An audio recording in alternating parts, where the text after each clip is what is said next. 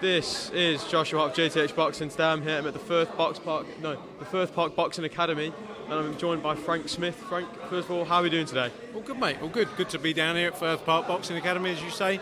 The future stars, the stars of tomorrow. You know, the ones that we're going to build up into the future of the sport, hopefully. Obviously, we've just seen a very intense press-up challenge, which you even got involved in at the start. Would you just give a quick summary of that press-up challenge? Yeah, it was that bring Sally up, bring Sally down. I mean, I've got to be honest with you, there was a few technical issues with the music, so we just sort of improvised. But they went on for about 5 minutes. Quite impressive, to be honest. I think I did about 12 seconds myself. I just wanted to show them the form. That, for me, was the most important thing. But yeah, it's good to get down here. It's good to see all these kids. You know, look, it's amazing what these places do. You know, a lot of the time self-funded, and this is a big part of what we're trying to work on with our community push. Is try and help these gyms and use our platform, and also help build and invest money in local areas that we go to, because ultimately, like I said, these kids are the stars of tomorrow, and I think boxing can do so much for the community. I think it's a real importance of these amateur clubs, you know. So a lot of the kids in here sometimes not even actually boxing fans, they're just here because it keeps them off the streets. So I feel like sometimes boxing means a lot more than, it's not just a sport, is it really?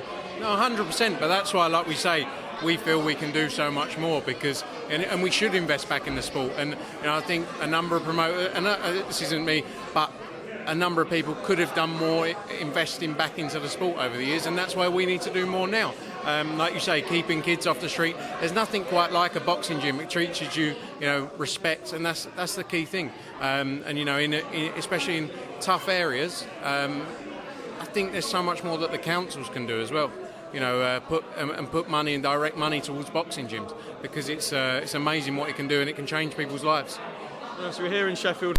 Very big fight week. I'd say one of Matchroom's biggest fight weeks in the UK of the year. Lee Wood versus Josh Warrington, a massive domestic fight. First of all, how excited are we that this fight is here? And it's just such a big fight, isn't it? Yeah, buzzing. It's a massive fight. You know, like you say, a big all-British world title clash between two guys with huge fan bases, and I think we're in for an absolute war on Saturday night. You know, these two have been involved in some amazing fights over recent times, and you have to respect them for getting in and taking proper fights, because they've done that time and time again. So yeah, we're in for a huge night on Saturday, a packed undercard as well, and it's going to be an atmosphere like no other in there. I think something that's been really highlighted in the build-up to this fight is the activity of Lee Wood, and the not inactivity, but obviously when you look at how many times Lee Wood's been in the ring this year, Josh Warrington's not fought since last December, whereas Lee Wood's on his third fight of the year. Do you feel that could play a difference come fight night? Do you reckon we could see a difference in the activity and the inactivity of the two fighters? Look, I think Josh has definitely been training non-stop throughout. We looked at getting him a fight earlier in the summer, but he wanted a real fight. He didn't want to come back for a tune-up fight, a warm-up fight. I think he's an experienced fighter. I think you're going to see a great performance from both of them. It means so much to their careers, this fight on Saturday night. But yeah, look, sometimes you can look at fighters who have had a lot. It affects people differently. Like Jack Catterall, what did he have, 18, 20 months out the ring, came back and with a brilliant performance against Darragh Foley. So everyone's different. But I think you're going to see a great fight on Saturday night, and that's all it's going to come down to. I think I want to highlight some of the undercard as well. Obviously, for me, a real standout fight that's gone on the radar is Kieran Conway versus Linus Udofia. I think that's a fantastic fight, and I feel like it was almost, I feel like it's just not being looked at as much just due to the magnitude of this main event. But how excited are we for that type of fight? Yeah, an amazing fight. It's a fight we've been working on for quite a while. It's supposed to have happened a few times. It's been delayed, but it's a brilliant fight between the two. Kieran Conway's never shied away from a challenge. It was a fight he called out for as well. So it's a massive fight, big fights for the winner of that coming off the back of this. So excited for that one. Terry Harper, Celia Breakhouse is a brilliant fight. Harper's obviously come back and built her way back through. That's a great fight. Cameron Vaughn's professional debut. Janae Boston, Hopi Price against Conor Coghill as well. Nico Livias as well. Kobe McNamara. It's a stacked card from top to bottom, so very excited for it. I want to quickly turn the attention back to last weekend as well. Jai Opetaia versus Charlo Thompson. I know you necessarily weren't around for the fight because you were around. But what were your thoughts on that night as a whole? So when you look at Jai's performance and how good that was, what was your thoughts on that? Yeah, look, he's a tremendous fighter, Jai. And everyone knew before he was the number one in the cruiserweight division. When he fought Breedis, he's a tremendous fighter. But, a lot of people have questioned, was it too early for Jordan Thompson? And the reality is, he'd had 15 fights. When an opportunity presents itself, you know, if you challenge for a world title, it's a fight you have to take.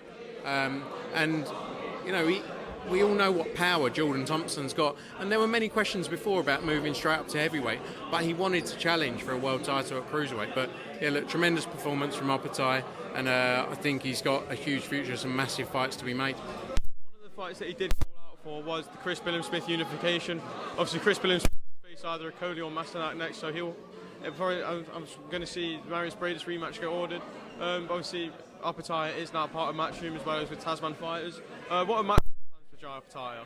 Yeah, look, like you say, the previous fight is a mandatory that he has to take with the IBF, so we're working through that now. Probably looking at taking that to Australia. And then, you know, as you say, Billam-Smith's obviously got a fight. Lawrence Okoli in a rematch of that fight. We'll see what happens. You know, it's a great fight to be made, the Billam-Smith fight against Charlo Opetaia. So let's see. And you know, look, it's great to have two promoters promoting those two, and they'll deliver the biggest possible opportunity for each fighter. So let's see. You know, we haven't seen some fights happen in the past, but hopefully we can make this one. Quickly talk about a fight that was announced last week between Devin Haney and Regis Prograis. First of all, what a fight that is, and how excited you and how happy are Matchroom to get that fight over the line. Yeah, unbelievable fight. You know, look, Devin Haney you have to give a lot of respect to as well, because he's taken every challenge that's come to him. You know, he's never shied away from a challenge. He's 23, 24 years old. But Regis Prograis believes that, you know, he's the man in the 140 division. He is the number one in that division. For a great fight, so delighted to get that over the line. There was a lot of work that went in to make that happen, so yeah, it's a big fight, and great to have Devin back as well, obviously on the Matchroom and the Zone platform too. Frank, I'm going to let you go now. I think my wire is just not cooperating with me. I think there might be a few audio issues, but thank you very much for your time, and I'm sure we'll speak again very soon. No worries, mate. Cheers, mate. Thank you very much. Cheers, Frank.